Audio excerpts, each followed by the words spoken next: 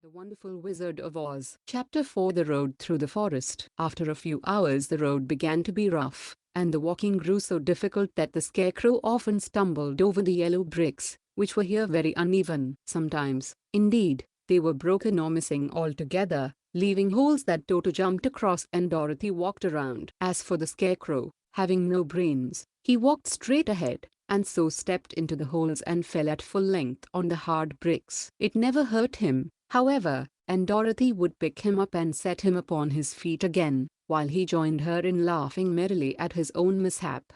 The farms were not nearly so well cared for here as they were farther back. There were fewer houses and fewer fruit trees, and the farther they went the more dismal and lonesome the country became. At noon they sat down by the roadside, near a little brook, and Dorothy opened her basket and got out some bread. She offered a piece to the Scarecrow, but he refused. "I'm never hungry," he said, "and it is a lucky thing I am not, for my mouth is only painted, and if I should cut a hole in it so I could eat, the straw I am stuffed with would come out, and that would spoil the shape of my head." Dorothy saw at once that this was true, so she only nodded and went on eating her bread. "Tell me something about yourself and the country you came from," said the Scarecrow, when she had finished her dinner. So she told him all about Kansas, and how grey everything was there, and how the cyclone had carried her to this queer land of Oz. The Scarecrow listened carefully, and said, "I cannot understand why you should wish to leave this beautiful country and go back to the dry,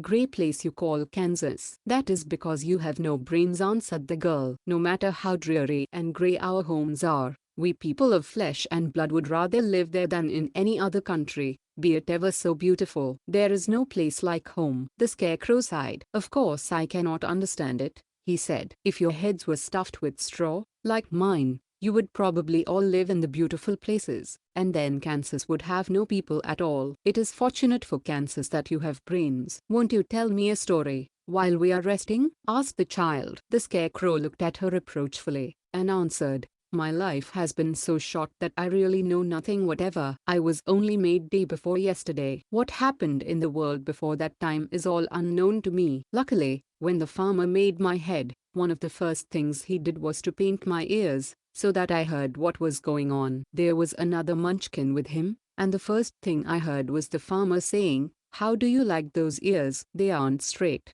answered the other. "Never mind," said the farmer. "They are ears just the same," which was true enough. "Now I'll make the eyes," said the farmer. So he painted my right eye, and as soon as it was finished I found myself looking at him and at everything around me with a great deal of curiosity, for this was my first glimpse of the world.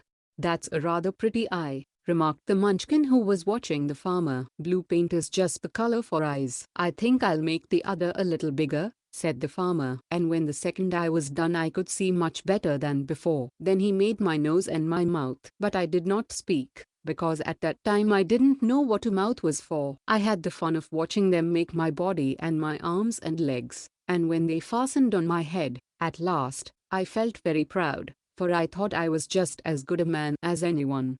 "This fellow will scare the crows fast enough," said the farmer. "He looks just like a man." "Why, he is a man," said the other, and I quite agreed with him. The farmer carried me under his arm to the cornfield, and set me up on a tall stick, where you found me. He and his friends soon after walked away and left me alone. I did not like to be deserted this way, so I tried to walk after them, but my feet would not touch the ground, and I was forced to stay on that pole. It was a lonely life to lead, for I had nothing to think of, having been made such a little while before. Many crows and other birds flew into the cornfield, but as soon as they saw me they flew away again, thinking I was a Munchkin, and this pleased me and made me feel that I was quite an important person. By and by an old crow flew near me, and after looking at me carefully he perched upon my shoulder and said, "I wonder if that farmer thought to fool me in this clumsy manner. Any crow of sense could see that you are only stuffed with straw." Then he hopped down at my feet and ate all the corn he wanted. The other birds, seeing he was not harmed by me, came to eat the corn too, so in a short time there was a great flock of them about me. I felt sad at this, for it showed I was not such a good Scarecrow after all,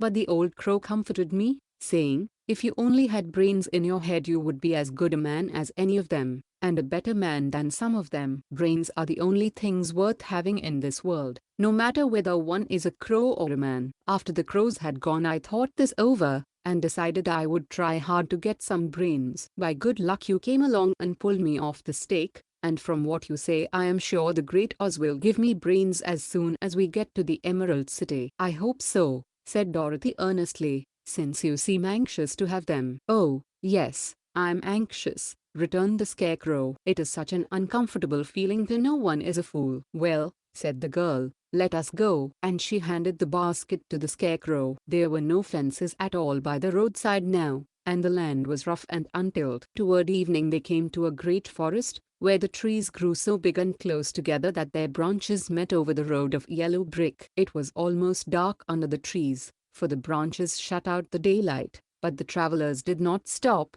and went on into the forest. If this road goes in, it must come out, said the Scarecrow, and as the Emerald City is at the other end of the road, we must go wherever it leads us. Anyone would know that, said Dorothy. Certainly, that is why I know it, returned the Scarecrow. If it required brains to figure it out, I never should have said it. After an hour or so the light faded away, and they found themselves stumbling along in the darkness. Dorothy could not see at all, but Toto could, for some dogs see very well in the dark, and the Scarecrow declared he could see as well as by day. So she took hold of his arm and managed to get along fairly well. If you see any house, or any place where we can pass the night, she said, you must tell me, for it is very uncomfortable walking in the dark. Soon after the Scarecrow stopped. I see a little cottage at the right of us, he said, built of logs and branches. Shall we go there? Yes, indeed, answered the child. I am all tired out. So the Scarecrow led her through the trees until they reached the cottage, and Dorothy entered and found a bed of dried leaves in one corner. She lay down at once, and with Toto beside her soon fell into a sound sleep. The Scarecrow,